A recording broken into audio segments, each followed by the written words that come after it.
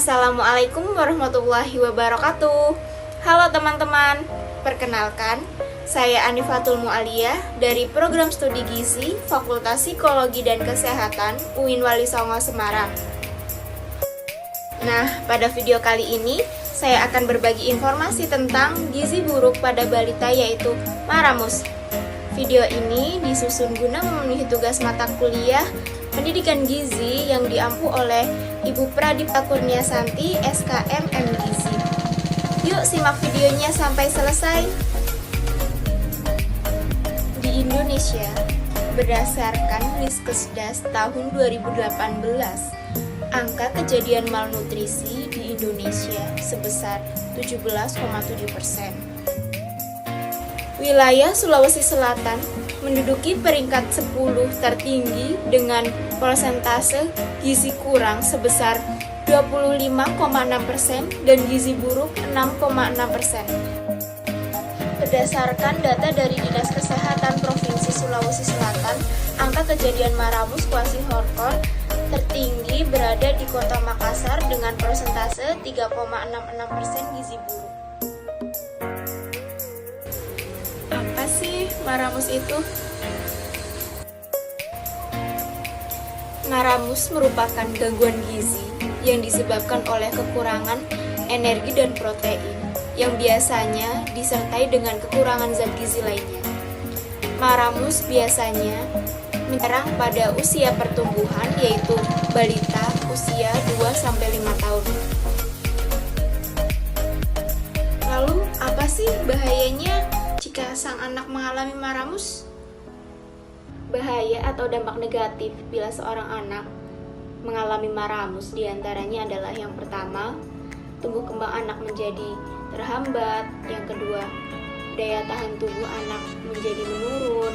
Yang ketiga, anak mudah terserang penyakit. Yang keempat, perkembangan IQ anak menjadi terhambat. Dan yang kelima, meninggal dalam usia dini. Lalu, apa aja sih penyebab dari Maramus itu? Penyebab dari Maramus ialah asupan karbohidrat dan protein tidak mencukupi kebutuhan. Biasanya diikuti dengan kekurangan nutrisi lainnya seperti zat besi, iodium, seng, vitamin A. Pemicu hal tersebut biasanya dari beberapa faktor yaitu kemiskinan, kelangkaan makanan, kelaparan kronis, infeksi penyakit, serta prematuritas. Yuk kenali gejala dari Maramus. Yang pertama, berat badan kurang, dehidrasi, diare kronik, kemudian perut cekung, infeksi pernapasan, kerdil, tulang rusuk tampak jelas dan wajah seperti orang tua, kemudian rambut mudah patah dan rontok. Nah, bagaimana sih cara pencegahan dan pengobatannya? Cara pencegahannya dengan meningkatkan asupan kalori serta protein dan memperhatikan 1000 HPK. Kemudian untuk pengobatannya bisa mengonsumsi asupan kalori agar tercukupi dengan pedoman gizi seimbang.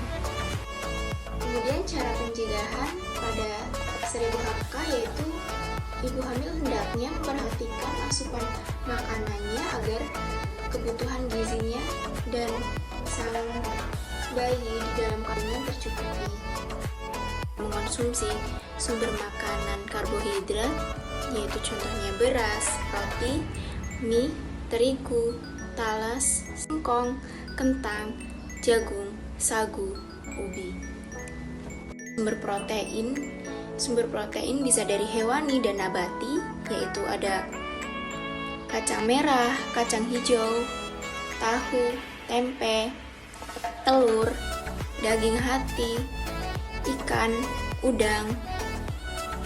Kemudian untuk sumber zat pengatur bisa diberikan buah dan sayuran. Contoh sayuran yang mudah didapat yaitu kangkung, bayam, sawi hijau, daun singkong, serta buah pepaya, buah mangga, buah melon, dan lain sebagainya. Indonesia merupakan negara agraris penghasil bahan makanan terbesar di dunia. Sudah semestinya penduduk Indonesia kebutuhan gizi dan makanannya tercukupi. Yuk pahami 4 pilar gizi seimbang.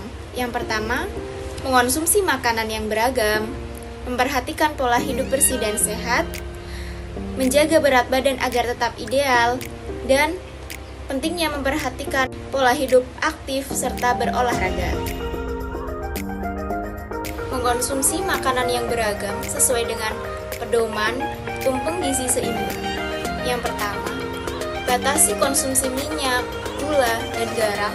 Yang kedua, protein nabati 2-3 porsi, protein hewani 2-3 porsi, sayuran 3-5 porsi, buah 2-3 porsi, makanan pokok 3-8 porsi, serta konsumsi air putih 8 gelas per hari, dan melakukan aktivitas fisik.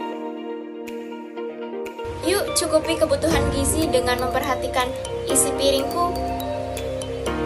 Komposisi dari isi piringku, yang pertama ada 2/3 dari setengah piring merupakan makanan pokok, 1/3 dari setengah piring lauk protein yang bersumber dari hewani dan nabati, 2/3 dari setengah piring sayuran, serta 1/3 dari setengah piring buah-buahan. Baik, sekian yang dapat saya sampaikan. Terima kasih telah menonton videonya sampai selesai, dan semoga bermanfaat. Sampai jumpa.